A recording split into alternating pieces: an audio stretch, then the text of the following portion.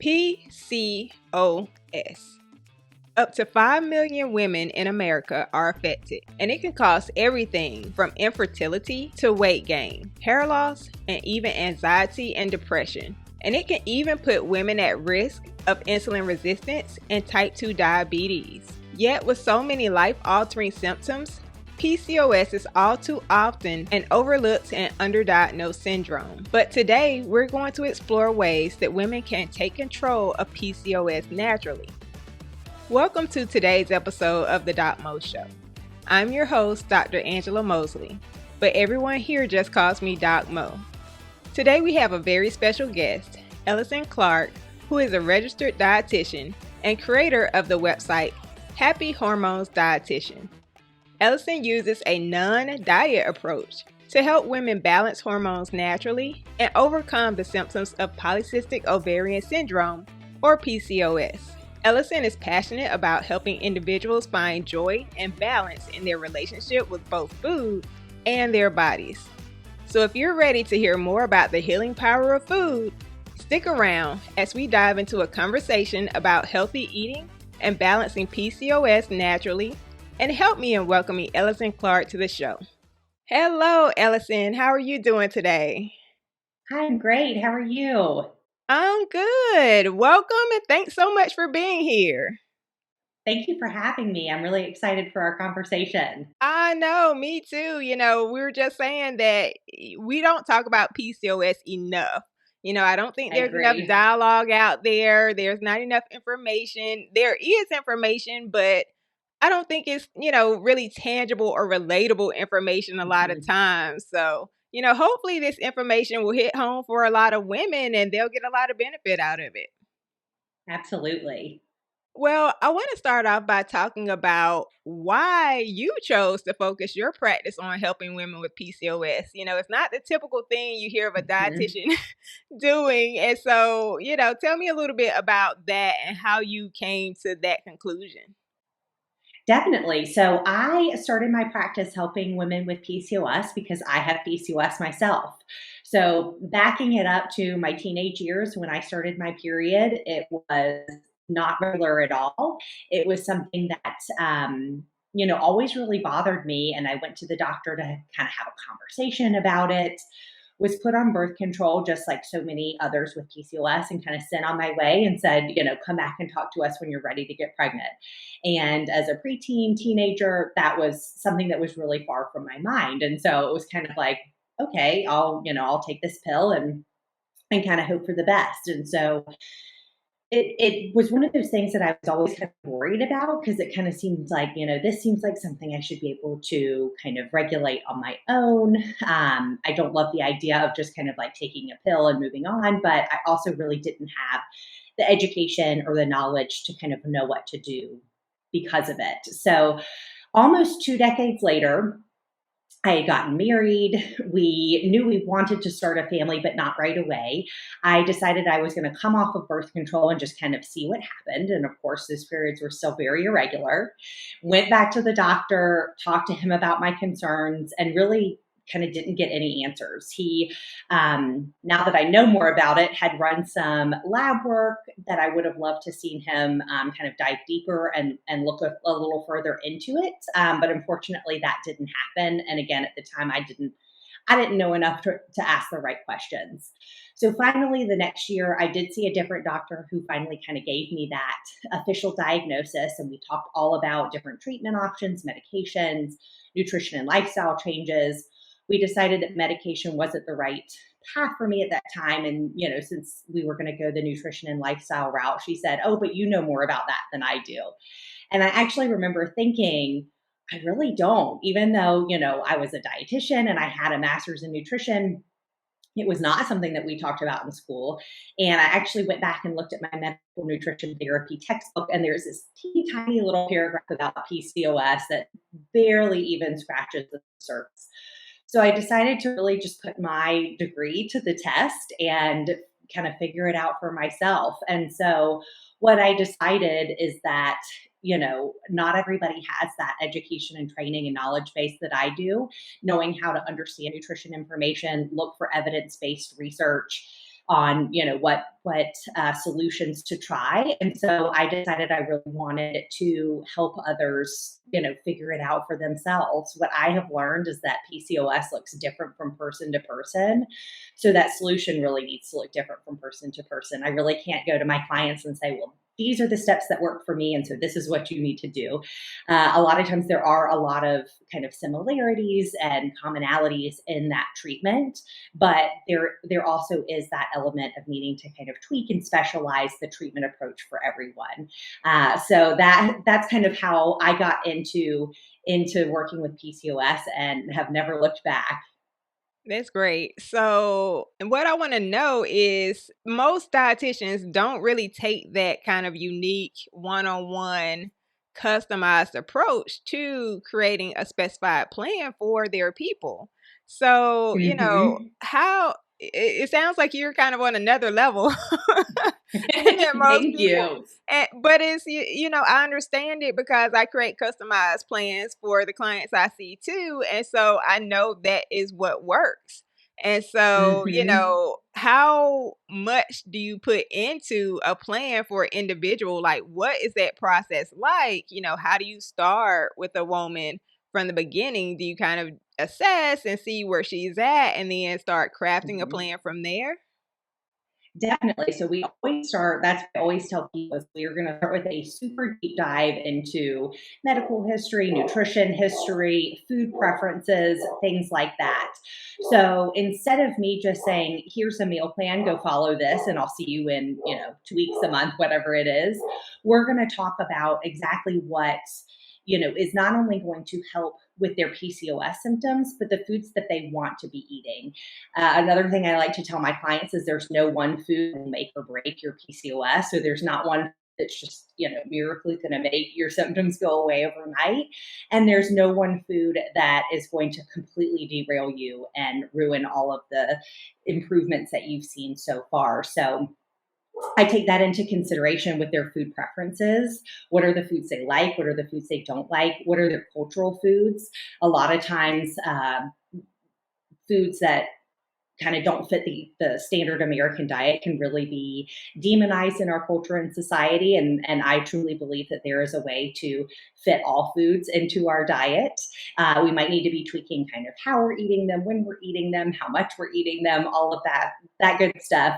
But what I do know for sure is that there is a way, for all foods to fit into our diet. And so once we kind of go into that full history, we're able to kind of talk about, what do they like to eat? How much time do they have to to cook, to eat? A lot of times we think about like at work, it might be that you have 5 minutes between patients or clients or meetings or whatever it is with whatever kind of job you do, and sitting down to eat a big elaborate meal isn't exactly possible.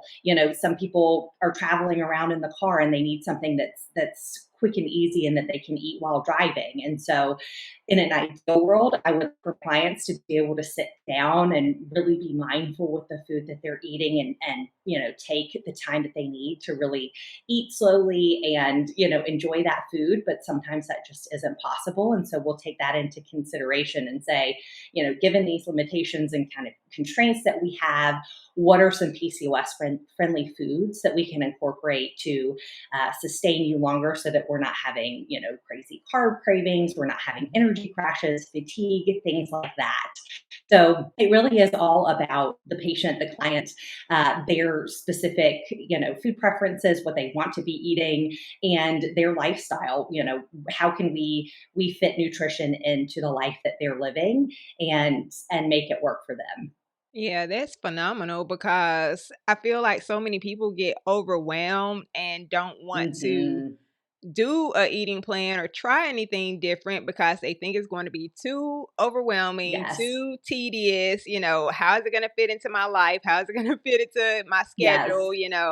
I don't have time to grocery shop. I don't, all these different Exactly. factors. And it sounds like you kind of take all of those things into consideration to Hmm. make it fit with your clients' lives. Definitely. Something that I say all the time is that instead of thinking of nutrition as black and white, let's on a scale or on a spectrum, that there's always kind of the next best step that we can be taking. So one of the biggest pieces of advice that I have for people with PCOS, really anyone, is to make sure we're getting a high protein breakfast. We know in this country, a lot of times it's either black coffee, nothing, or something super sugary, high carb, leading to, the blood sugar dysregulation, energy crashes, fatigue, all that good stuff. So adding protein at breakfast can really help to combat that. And so instead of me coming to you and saying, I need you to cook this, super intricate breakfast that's going to take you half an hour to make, when, let's be honest, nobody has that kind of time in the morning. If you're going through the Starbucks drive-through line, can we get some of the egg bites that are there, so that we're getting a little bit of protein in to, have a breakfast, have a high protein breakfast, as opposed to just the highly caffeinated beverage, which, we can have that fit as well. How can we tweak things? How can we add things to make sure that we are supporting ourselves so that we are feeling our best? Nice. So I have another question, because all of that is phenomenal. But, I was going through some of your information, and you have a concept that you work by, and that's something called health at every size, or HAES. Uh-huh. And Yes. I want to know a little bit more about that philosophy, because, maybe you could just explain it to us. What exactly is this Hayes principle, and how does it differ from the traditional approaches that people take with dieting and eating plans, weight loss? How is that different? Yeah. So Hayes really kind of sparked from this idea of really respectful, inclusive care. So a lot of times, especially with PCOS, when we go to the doctor, the recommendation, especially if we are living in a larger body, is to just lose weight. I've had tons of clients come to me and say, I went to my primary care doctor with a sore throat and I was told to lose weight. And it's like, okay, that's great, but that's not going to solve the sore throat in the moment. So the five kind of main principles of Hayes are weight inclusivity. We are accepting diversity of body sizes and shapes. So we know that for thousands and thousands of years, bodies have looked many, many different ways. And so we are respecting the diversity in those bodies. The next is health enhancement. So instead of just focusing on the number on the scale, we're focusing on health promoting behaviors. So, we know that in order to lose weight, we need to be in a calorie deficit. And sometimes that doesn't always jive with something. So I'll have someone come to me and say, I was dieting, I lost all this weight, but my insulin resistance markers or my A1C ended up going up. I don't understand what's going on. So instead of just doing everything we can to get that number on the scale to go down, we're focusing on behaviors that are actually going to impact, those lab values, like we're looking at like A1C and cholesterol and liver enzymes and things that really are having a big impact on the lives of people with PCOS. Then we're eating for well-being. So that kind of personalized, individualized plan, as opposed to saying, here's a meal plan. I don't care if you like the foods or not. This is what you're eating, nothing more, nothing less. Respectful care. Unfortunately, a lot of the clients that come to me have very traumatizing experiences at the doctor's office, where they are just, everything is blamed on their weight. And with PCOS and insulin resistance especially, we know that weight loss can be really difficult. So it's sort of like the only recommendation they're getting is to lose weight. And then when they don't, everything is blamed on their weight. They're called lazy. They have no willpower. So it's really about that respectful care, forming, collaborative relationships with the doctor, so that we can really make an impactful change. And then supporting life enhancement movement. So I like to call this joyful movement. So a lot of times, I'll see clients that feel like they just have to be exhausting themselves in the gym, going to HIIT classes and spin classes and, running several miles a day. And instead focusing on moving your body in a way that you like and you enjoy, because what I believe is that is more sustainable, and that's going to lead to that true behavior change, and lead to that being a true pattern and routine in your life that you're going to be able to stick to. So that's kind of the main kind of idea behind HAES. And so to me, what it is really, respecting the patient and kind of taking that number on the scale and putting it on the back burner. Sometimes we might see changes in weight based on these health promoting behaviors that we implement, but we're really going to focus on the health as opposed to just the size and shape of our body. Yeah, I love that because, like, exactly what you're saying, a lot of times those other health indicators are so much more Mhm. important than just the number on the scale. And I mean, I think you brought up a big topic about this medical bullying, if we could call it that, that's going on Mhm. with people. And I hear it all the time, even from my clients. And I'm like, there's no way your doctor just said this to you or that to you. And they're like, yes, it's Mhm. true. And it happens all the time. And I'm like, what makes people, and look, I'm a doctor, so I could talk about the rest of y'all.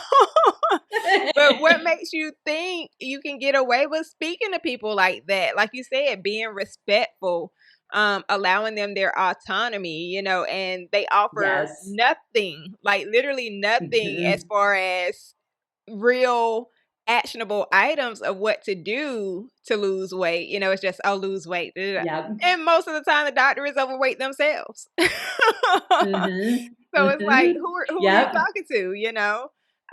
So let me get off my soapbox for a little bit, but I think, that's a big thing that people are going through. And, Definitely.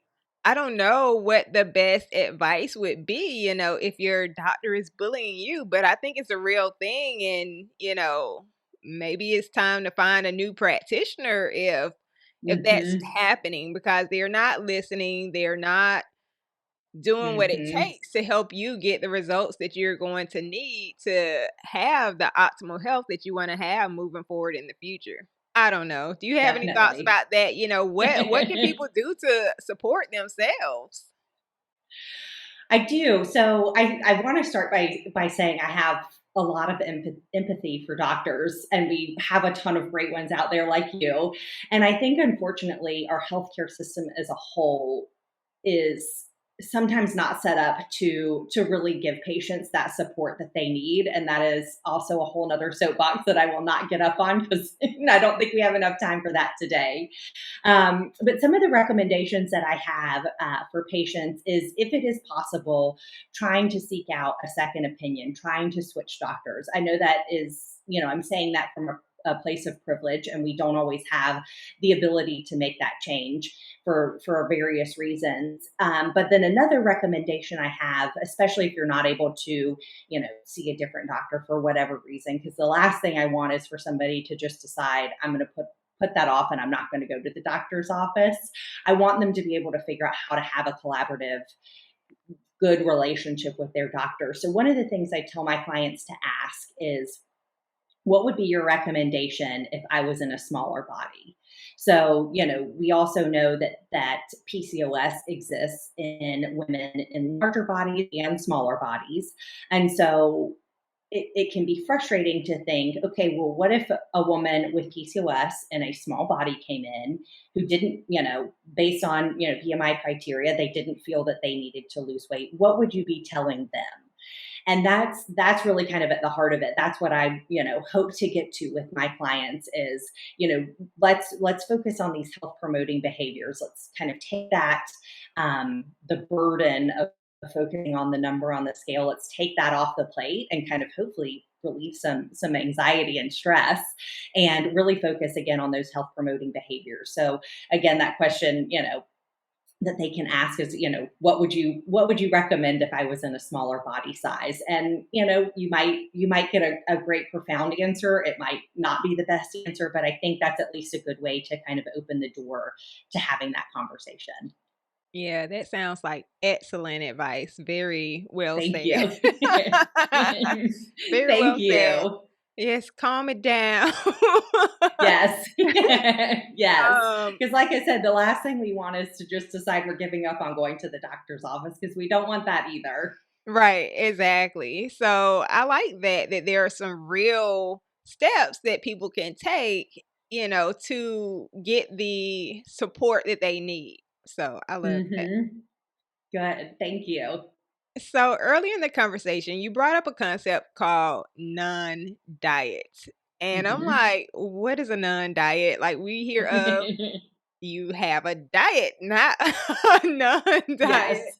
And I think that's something that a lot of people probably haven't heard of either. So can you explain to us what is this non-diet concept? Yes, definitely. So the idea of a non-diet approach is that we're not following any specific rigid diet. So we're not cutting out food groups.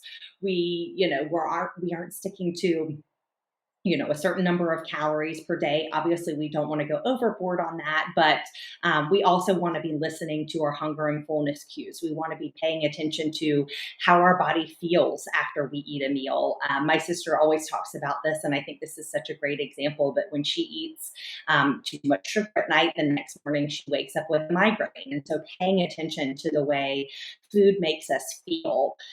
So instead of kind of giving morality to food, calling them good foods or bad foods, that kind of thing. We're really focused more on the way that our body is feeling. And I really think what's helpful about that approach is it allows us to get back to enjoying food. It allows us to listen to our body and pay more attention to our body. And what I've found with my clients is the ones that really have gone, headfirst into this approach and are used to listening to their body, they're able to kind of listen to their body in more ways than just, am I hungry or am I full? They really get to know their body really well, which I think allows them to be a really great advocate for themselves. So when we're talking about, going to the doctor's office and having concerns that you want to bring up with the doctor, I think when we are mindful about how our body is feeling, we are able to be such a much better advocate and explain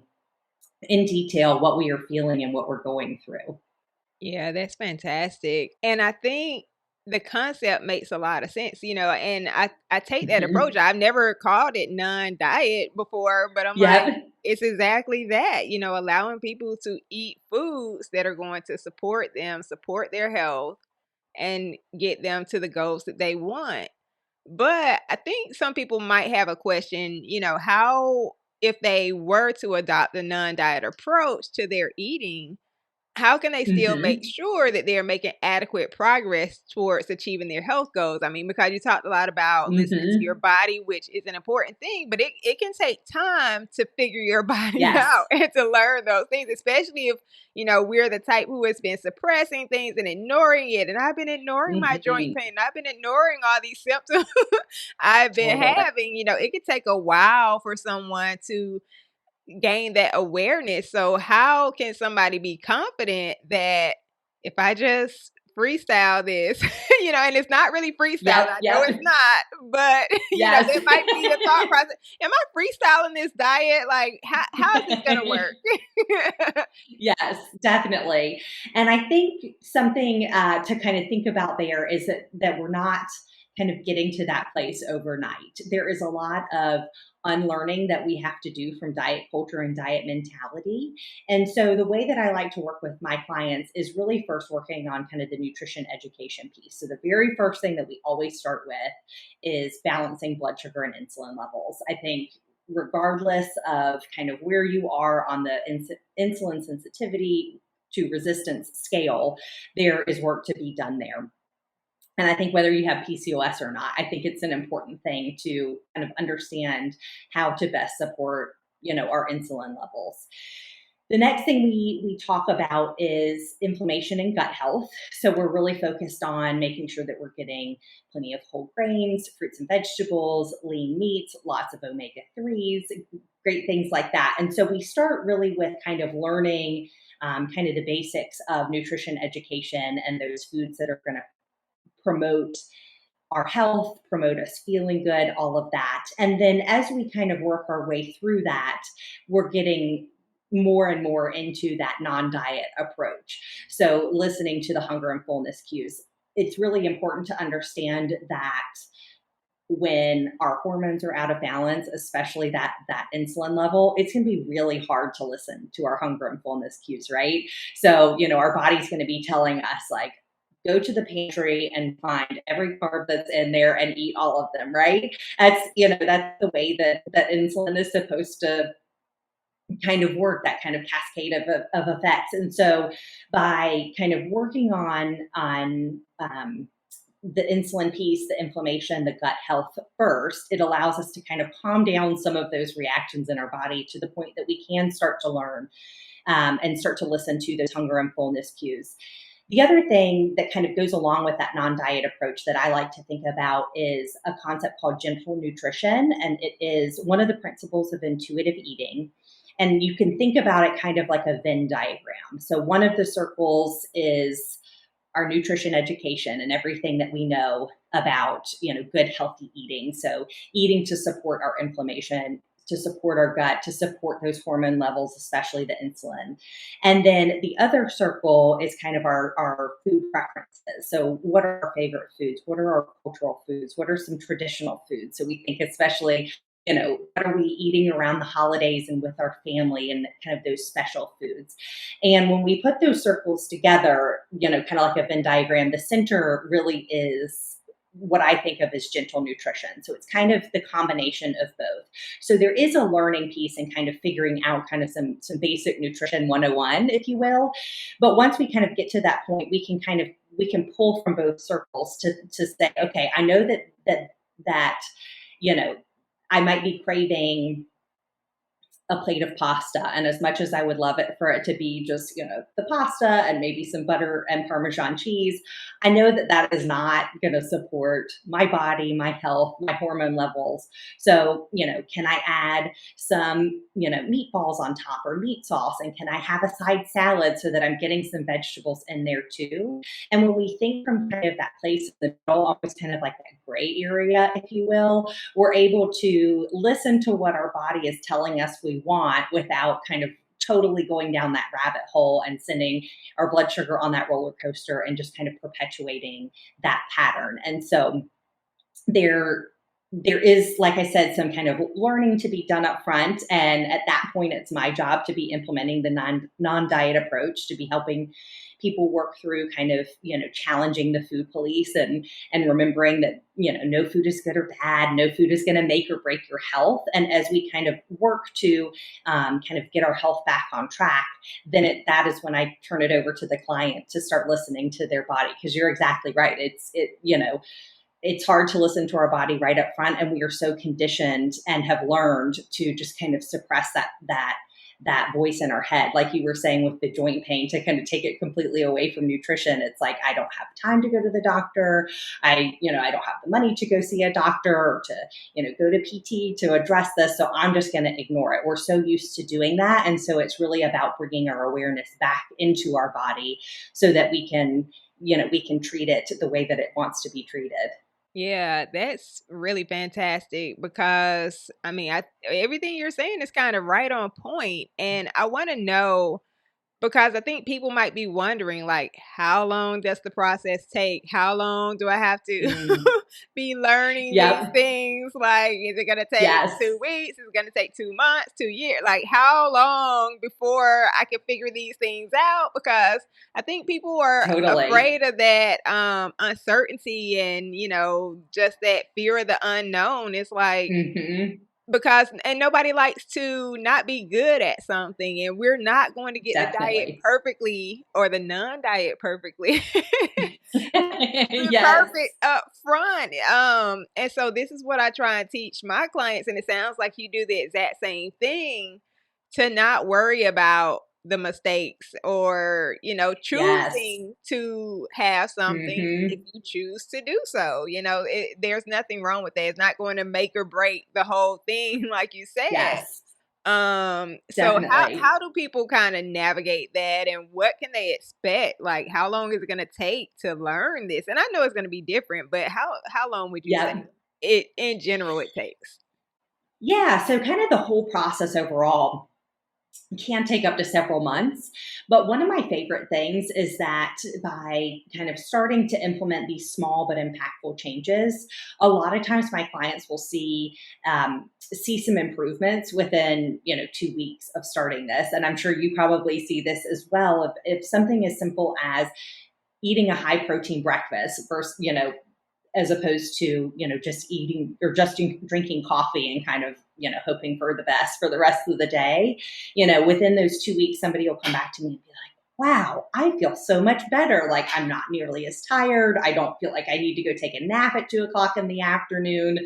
So, the whole thing is, like you said, a learning process, and there's, always going to be lessons that we're learning. And so I like to remind people that instead of, getting really down on ourselves and feeling like, I've fallen off the wagon, I'm just going to quit until, next Monday or the next week or next month.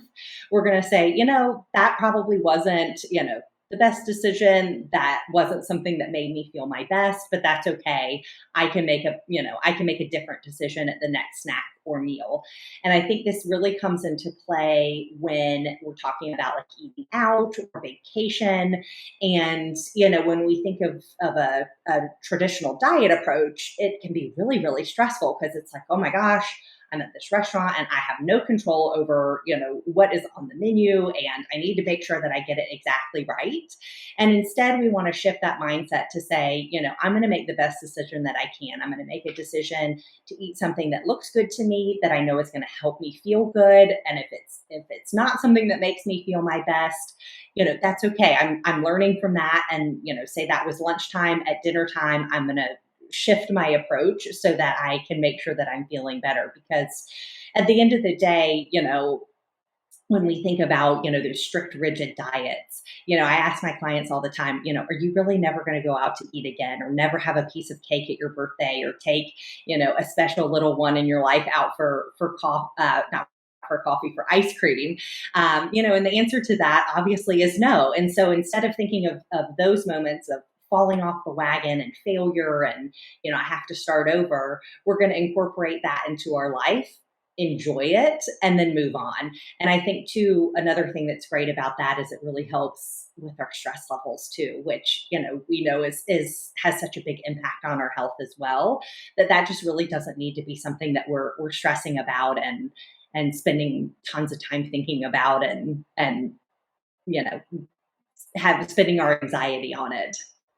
Yeah, I totally agree with that because there's only so much you can do, and like you said, there's no Mhm. perfect eating plan and those sorts of things. So, we do what we can and we improve over time. So, yeah, Mhm. I like that. That Definitely. sounds like the key to it, and planning for those special occasions and Yes. understanding that you can enjoy yourself and you don't have to completely deprive yourself at all times, because to me that makes Yes. an eating plan not sustainable. This is life. It's for Mhm. enjoying also. We Yes. want to be healthy and feel our best, and I think the food and the eating has a big part to do with that, but we want to enjoy ourselves too. Definitely. Definitely. Because we know that socialization and connecting with others and, having a good laugh over, a big dinner is important for our health too. Absolutely. So now I want to know, what advice might you have for someone who may be struggling with kind of body acceptance issues and thoughts, Mm. and kind of bending to the societal pressures to conform to a certain Mhm. body type and body image. They're like, this isn't gonna work for me. No, I want to be super strict, like, but Mhm. how do we kind of break through that mindset to make a shift to get to a more balanced type of process or living for them? Yeah, and I think this is a really tricky one, and one that it can be so difficult for so many people. So I hold a lot of grace and empathy for people that are struggling with that.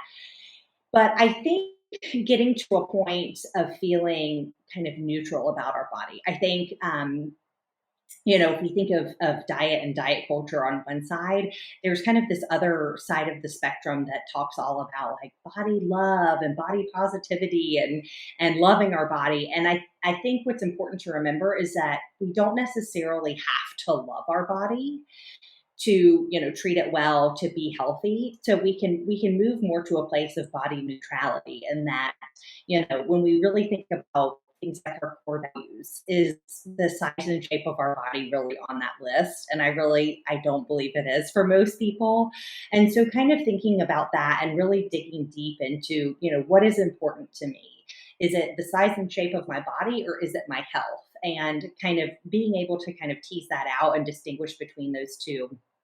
When we think about things like lab results, we think about the way our body feels. If we're feeling good, that's really all that matters. And I think a lot of times when we are in a place where we're dieting and we're seeking weight loss, a certain number on the scale, a certain size and shape of our body, it's really because we feel like that's what's going to make us feel our best. And if we can do that, in a different way, that might be a way to kind of relieve ourselves of some of the stress and the pressure of, having to look this exact way. And so it's really, to me, it's kind of about thinking about what really truly is my goal, and working towards that, as opposed to feeling like, there is one way that my body has to look and everything else is considered failure. Because really, I don't know about you, but to me that just feels exhausting and feels kind of like a non-winnable battle.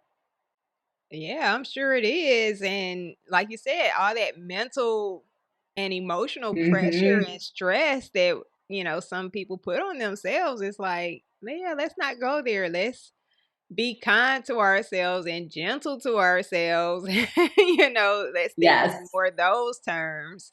And because, like you said, those stress hormones of the thought Hmm. processes and kind of the obsessing on one particular thing, like this number on the scale has to change, or, Hmm. my waist size needs to be X, it's like, no, we have to kind of Yep. calm it down, because it's like we can't really change that. We could change our behaviors, we could change our actions, but we Hmm. can't force the scale to change. I mean, I guess you could do some Yes. things that would be pretty out there, but Yes.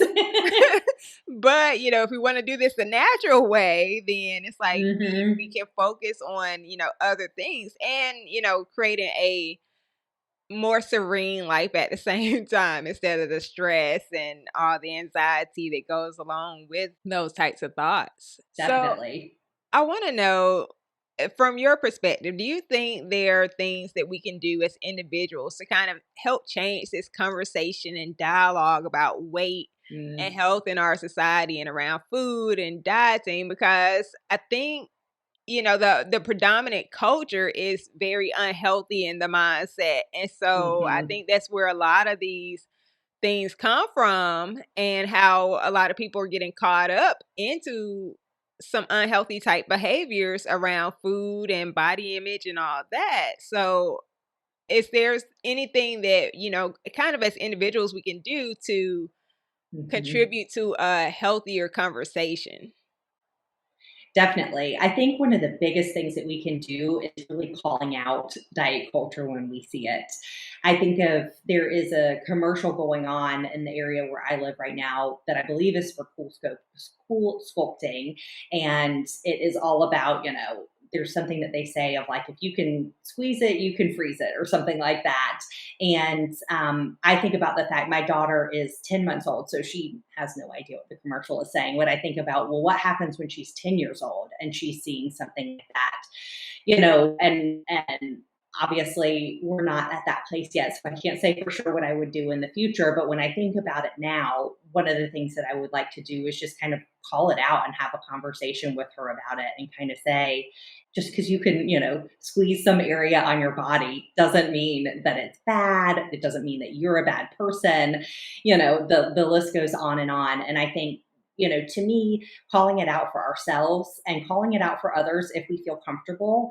And then also too, for me, what's really important is not passing down kind of that generational trauma or thought process, because we know that so often, especially as women, we learn diet culture and body negativity. We learn it from our moms and our grandmothers and our aunts and sisters and female cousins. We learn it from others that are, very close to us. And so making a conscious effort to not pass that down to the next generation is something that's really, really important to me. And so I think whether you're calling it out to someone else, you're having a conversation with them, or you're just kind of calling it out to yourself to say, you know what, I don't need to internalize this message, whatever it is. I'm doing what I need to support my body and my health, and I feel confident with that. I think that's something that's really important and really powerful, is when we know we are doing everything in our power to support ourselves. There's not really much more we can ask. Mm-hmm. Yeah, I totally agree with that. And what I want to know, if somebody is at that place personally where they do want to improve their relationship with food and with their body, what are some of the first steps they can take in order to start doing that? Are there any tips or recommendations that you would have for that? Definitely. So I would look into the principles of intuitive eating. So one of the big ones that I've mentioned a whole lot here is kind of rejecting that diet mentality. So when we have, a kind of an overly diety thought that comes into our brain, calling it out for what it is and saying, you know what, that doesn't have to be the narrative. That doesn't have to be what I think about this food or this meal or whatever it is. And then I think too, working with a registered dietitian who takes that intuitive eating, non-diet, health at every size approach, and or a mental health professional to help you kind of work through those thoughts. So I think when we're talking about really changing our food patterns, a dietitian is going to be really helpful, but also to acknowledging that our thoughts are really powerful, and having a mental health professional that can help us work through, our thought process and really change our thought process, whether it's about food or something else. I think that can be really helpful as well. Yeah, that's really good advice, especially if somebody's really struggling to kind of break through that Mhm. barrier, because it can be hard. Like the thoughts Definitely. and the mental side of things are kind of the hardest things to change. It's like, how do I Yes. change my mind? I don't know how to think Hmm. differently about it. Definitely. I was just But saying, in our culture and society, like trying to step away from diet culture really truly can feel like you're swimming upstream. And so it is really hard. And so seeking out that support, mhm. in whatever way makes sense for you, I think is really important as well. Right. And I would just encourage people, like, don't beat yourself up about it, because Hmm. there's so many little things set up against you. So, Yes.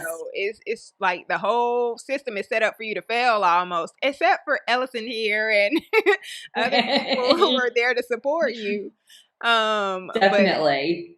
yeah, I mean, I think with the evidence that other people are able to do it and accomplish their goals and kind of overcome that, it's kind of encouraging for other people that they can do it too.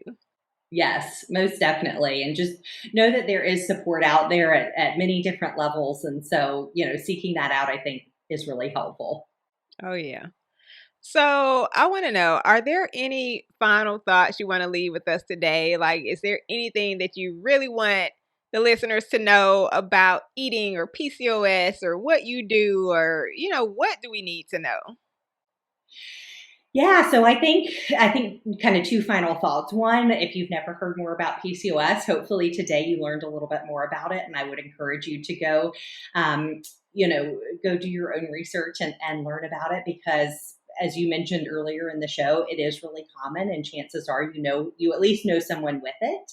If not, you might even learn more about it and think, this might be something I should talk to my doctor about for myself. And then, as far as just eating and nutrition in general, I think reiterating that thought that there's no one food that's going to make or break your health. I think so often we're conditioned to think that we have to eat absolutely perfectly, or else we're destined for all these diseases and health concerns. And fortunately or unfortunately, it's just not that simple.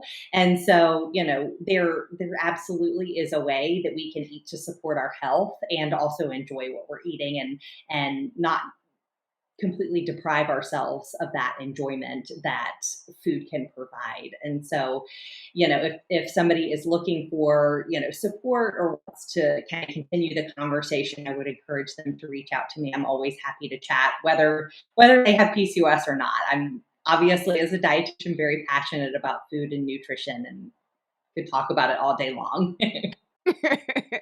Oh, yeah.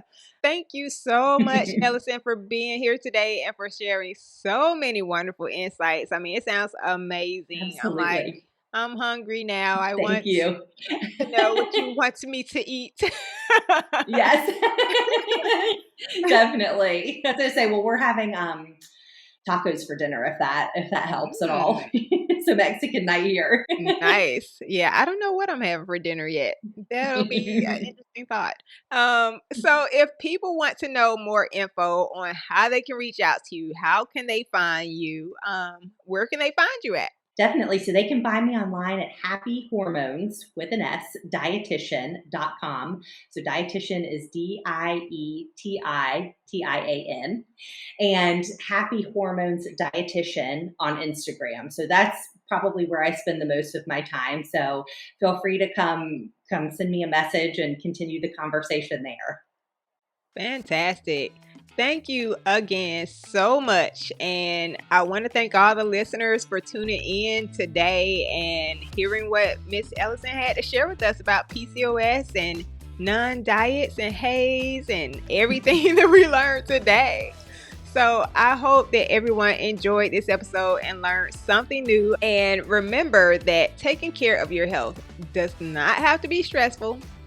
Not at all. Embracing a holistic and intuitive approach can absolutely help you achieve the results that you want without feeling caught in a sea of overwhelm. So to me, that was one of the biggest takeaways from today.